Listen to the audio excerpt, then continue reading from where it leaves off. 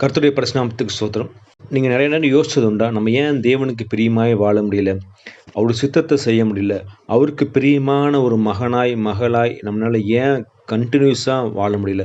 ஒரு நேரம் நல்லா இருக்கிறோம், ஒரு நேரம் கீழ விழுந்துர்றோம். இது ஏன் இந்த மாரி நடக்குதுன்னு நீங்க யோசிச்சு பார்த்தது உண்டா? இல்ல, இதுக்கு என்ன ரீசன் நீங்க பார்த்தீங்கன்னா, ஆதியாகமத்திலே நடந்துருச்சு இல்லையா? ஆதியாகமத்தில ஆதாம் வந்து பாவத்தில விழுகிறாரு. விழுந்த உடனே அவர் என்ன பண்றாரு? தேவனை விட்டு மறைந்து ஓடி போகிறார். கடவுள் கேட்கிறாரு, "ஆதாமே நீ எங்க இருக்கேன்னு?" கேட்டோனே, "உங்க சத்தத்த கேட்டு நான் போய் ஒளிஞ்சுக்கிட்டேன்னு" சொல்றார் இல்லையா? அப்ப வரைக்கும் தேவனோடு ஐக்கியமாய் ஒரு ஃபெலோஷிப்பாய் இருந்த ஒரு மனிதன், ஒரு குடும்பமாய் இருந்த மனிதன், கடவுள் வர்றாருன்னு சொன்ன உடனே அவர் என்ன பண்றாரு? ஓடி ஒளிந்து கொள்றார். ஏன்னா பாவம் உள்ள வந்துருச்சு. கடவுள் சொன்னதை கேட்காம எதை செய்யக்கூடாதுன்னு சொன்னாரோ அதை செஞ்சுட்டார் இல்ல. அதனால பாவம் உள்ள வந்துருச்சு. அவருக்குள்ள வந்து அந்த இருதயம் வந்து என்ன ஆச்சுன்னா, தசையான இருதயம் கடவுள் குடுத்திருந்தார். ஒரு அன்பான இருதயத்தை குடுத்திருந்தார். அந்த இருதயத்த வந்து அவர் என்ன பண்ணிட்டாரு, பாவத்தின் கரை படிந்து அந்த இருதயம் வந்து கல்லாய் மாறிடுச்சு. போக, போக, போக என்ன ஆகுதுன்னா, வம்சங்கள் வர, வர இல்ல ஆபிரகாம் வராரு, அதுக்கப்புறம் மோசே வராரு. இவங்கெல்லாம் வர, வர என்னாச்சுன்னா, அந்த ஜாதி மக்கள்களிடத்துல இஸ்ரவேல் மக்கள்ட்ட வந்து இந்த இருதயம் கல்லாய் மாறி மிகவும் கடினமா மாறிடுச்சு. அவங்கனால வந்து தேவனை தேடவே முடியல. இல்ல அவங்க எப்படின்னா, வசனம் அழகா சொல்லியிருக்கு பாருங்களேன். நம்மனால கடவுள தேடவே முடியாதுங்க. ரோமர் 3:14 நீங்க வாசிச்சு பார்த்தீங்கன்னா, நான் வாசிக்கிறேனே. உணர்வுள்ளவன் இல்லை, தேவனை தேடுகிறவன் இல்லை. இல்லையா? அதாவது நம்ம இருதயம் உணர்வே கிடையாது.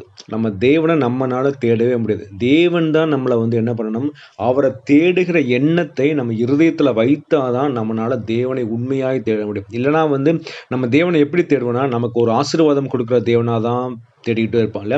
நான் வந்து என் கடவுள் எனக்கு இது செய்வாரு, எனக்கு அது செய்வாரு, என்ன பெருக பண்ணுவாரு. இந்த ஒரு எண்ணத்திலேயே நம்ம இருந்தோம்னா, நம்ம இருதயம் வந்து எப்படின்னா கல்லாவே தான் இருக்கும். எப்படி பரிசேயர் வந்து எப்படின்னா, அவன் இருதயம் வந்து கல்லாகி போயிடுச்சு. ஏசப்பா வந்து ரொம்ப ட்ரை பண்றாரு. எப்படியாவது அந்த இருதயத்த வந்து மாத்திரலாம்னு ட்ரை பண்றாரு. ஆனா மாற்றவே முடியல.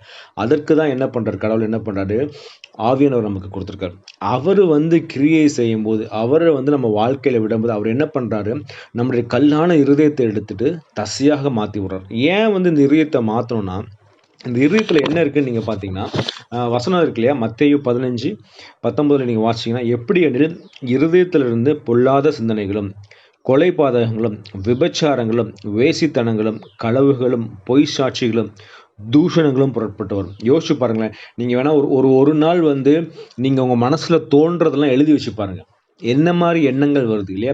யாரை பத்தி நம்ம நினைக்கிறோம்? எந்த மாரி நினைக்கிறோம்? அவங்கள வந்து எப்படி குறைச்சலா நினைக்கிறோம்? எப்படியெல்லாம் நம்ம வந்து சம்பாதிக்கலாம்? பொய் சொல்லி சம்பாதிக்கலாம்? எப்படி ஏமாற்றலாம்? எப்படி வந்து கண்கள்ல பார்க்குறதெல்லாம் இச்சிக்கிறோம் இல்லையா? பெண்கள்னாலும் சரி, ஆண்கள்னாலும் சரி இல்லையா? பெண்களுக்கு பொருள் ஆசை இருக்கலாம். ஆண்களுக்கு வந்து மாம்சம் ஆசை இல்லையா? ஒரு பெண்ணை பார்த்து ஆசை இருக்கு. இதெல்லாம் எப்படி வருதுன்னா, நம்ம இருதயத்திலேருந்து வருது ஆக்சுவலா. ஸோ கடவுள் என்ன பண்றாரு? இந்த இருதயத்த நான் மாத்துறேன்ப்பா அப்படின்னு சொல்லி அவரு வந்து என்ன பண்றாரு? மாத்த ட்ரை பண்றாரு. ஆனா நம்ம இடம் கொடுக்கணும் இல்லையா? நம்ம தேவை எப்படின்னா, நம்ம இடம் கொடுக்கும்போது அவர் என்ன பண்றாரு? நம்ம இருதயத்த வந்து கல்லான இதயத்த எடுத்து என்ன பண்றாரு? நவமான இதயத்தை மாத்துறாரு. வசனம் சொல்லுது இல்லையா? நீங்க எசேக்கியேல் 36:25 வாசிச்சீங்கன்னா, கடைசி பாகத்துல என்ன போட்டிருக்கணும்? உங்களை சுத்தமாக்குவேன், நீங்கள் சுத்தமாவீர்கள். யாரு சுத்தமாக்குவா? கடவுள் தான் நம்மள சுத்தப்படுத்த முடியும். நம்மனால சுத்தமாகவே முடியாது. இல்ல அவரு என்ன சொல்றாரு? நான் வர்றேன். என்னோட ஆவியானவர நான் உனக்கு குடுக்குறேன். அவரு என்ன பண்ணுவாரு? உன்ன சுத்தமாக்கி அவர் என்ன பண்ணுவாரு? நம்ம சுத்தமாவோம்ன்னு சொல்லியிருக்கோம் இல்லையா? அதுக்கப்புறம் என்ன நடக்குது? 36:26 உங்களுக்கு நவமான இருதயத்தை கொடுத்து, உங்கள் உள்ளத்திலே புதிதான ஆவியை கட்டளையிட்டு, கல்லான இருதயத்தை உங்க மாம்சத்திலிருந்து எடுத்து போட்டு, சதையான இருதயத்தை உங்களுக்கு கொடுப்பேன். அதுதான். அவர் என்ன பண்றாரு? ஹார்ட் ரீப்ளேஸ்மென்ட் பண்றாரு இல்லையா? நம்முடைய கடினமான இருதயத்தை எடுத்து போடுறார் இல்லையா? நெறைய நேரம் பாருங்களேன், நம்ம இருதயம் அவ்ளோ கடினமா இருக்கும். ஒரு கணவன் மனைவியில வந்து ஒரு கணவனுக்கு ஒரு பிரச்சனையோ, ஒரு மனைவிக்கு ஒரு பிரச்சனையோ நம்மனால இறங்கவே முடியாது. அவ தானே, அவ இப்படி பேசினவ தானே, நான் ஏன் இறங்கணும்? இல்ல அந்த ஆள் தானே, அந்த ஆள் எனக்கு வந்து ஒரு கஷ்ட வேளையில நான் வந்து எனக்கு கை கொடுக்கல, நான் ஏன் அவருக்கு இறங்கணும்? இந்த மாரி நம்ம இருதயம் கடினமாய் கொண்டே இருக்கிற காரணம் வந்து, நம்ம ஆவியானவர உள்ள விடுறதில்ல. அவரு உள்ள விட்ட உடனே அவருடைய பவர் இல்ல, ஆவியானவர்னாலே வந்து ஒரு பவர் தான். இல்ல அந்த பவர் வந்துச்சுன்னா என்ன ஆகும்னா, அந்த கல்லான இருதயத்த உடைச்சு போட்டு சதையான இருதயத்தை குடுத்துரும். உடனே நமக்கு என்ன ஆகும்னா, நம்ம வந்து ஒரு கனி கொடுக்கிற இருதயமா மாறிடும். இல்ல நம்மள பார்க்கிறவர்கள் எல்லாம் தேவனை பார்ப்பாங்க இல்லையா?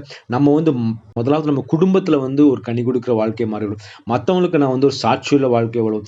தேவனுக்கு பிரியமாய் இயேசு கிறிஸ்து கிறிஸ்துவை பிரதிபலிக்கிறவர்களாய் மாறும். அதுதான் கடவுள் ட்ரை பண்ணிகிட்டே இருக்கார். பட் நம்ம வந்து என்ன பண்ணுறோம், அதெல்லாம் வேண்டாம் கடவுளே, என் இருதயம் கல்லாவே இருக்கட்டும், நான் இப்படியே வாழ்ந்துறேன்னு சொல்லி என்ன பண்ணுறோம், நம்ம வாழ்ந்து கொண்டே இருக்கிறோம். ஆனால் கடவுள் ட்ரை பண்ணிகிட்டே இருக்கார். என் மகன் என்கிட்ட வந்துட மாட்டானா, என் மகன் என்கிட்ட வந்துட மாட்டானான்னு சொல்லி ட்ரை பண்ணிகிட்டே இருக்கார். நம்மளுடைய வேலை என்னன்னா, நம்ம இருதயத்தை திறந்து கொடுப்போம். அது ஒன்று தான் வேலை. இல்லை, நம்ம ஃபஸ்ட்டு நம்ம ஒத்துக்கொள்வோம். நம்ம பாவின்னு ஒத்துக்கொண்டு, எப்படி ஆதாம் வந்து நான் பாவி இல்லைன்னு சொல்லிட்டு ஏவாள் தான் பண்ணாங்க, ஏவாள் கேட்டால் சர்ப்பன்னு சொன்னாங்களோ, அந்த மாதிரி நம்ம கை காமிக்காமல் அவங்கனால தான் நான் இப்படி ஆகிட்டேன், இவங்கனால தான் நான் இப்படி இருக்கேன்னு சொல்லாமல், இது என்னுடைய பாவம், என்னை மன்னிச்சிருங்க கடவுளே அப்படின்னு சொல்லிட்டு நம்ம மன்னிப்பு கேட்டுட்டு ஆவியானவரை வெளில விட்ட உடனே அவர் வந்து மிராக்கிள் செய்ய ஆரம்பிச்சிருவாங்க இல்லையா.